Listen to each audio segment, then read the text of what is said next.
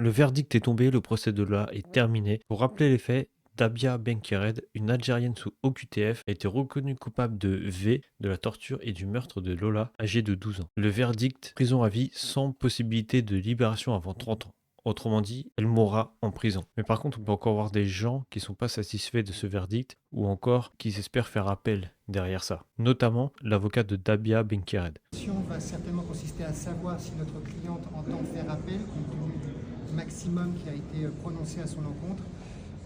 C'est une possibilité qui lui est offerte, comme vous le savez. En l'état, la décision n'a pas été prise. Elle lui appartient. Bonjour tout le monde. Alors je répondrai à aucune question. Mais j'aimerais juste dire une phrase au nom de ma famille et surtout de ma mère. Qu'on a eu ce qu'on voulait. On a restauré la mémoire de ma sœur et de sa fille. On a restauré la vérité. Et surtout, merci à la justice. On est content de la réponse qu'on a eue.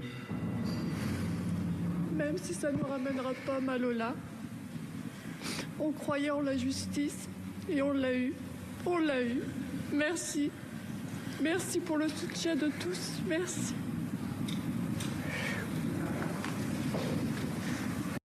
Et franchement, c'est une peine qui est rarissime. En France, il y a moins de 10 condamnés qui ont eu cette peine. Mais si je peux me permettre de revenir une dernière fois sur cette affaire, comment une personne sous OQTF, censée être expulsée, se retrouve libre au cœur de Paris à commettre un tel acte? Et là, personne n'assume. Que ce soit l'administration, la politique, la justice, tout le monde est en train d'essayer de se renvoyer la balle. Comme si c'était non, c'est toi, non, c'est toi, non, c'est pas moi, non, mais c'est ta faute. Ben non, c'est un tout, c'est le système.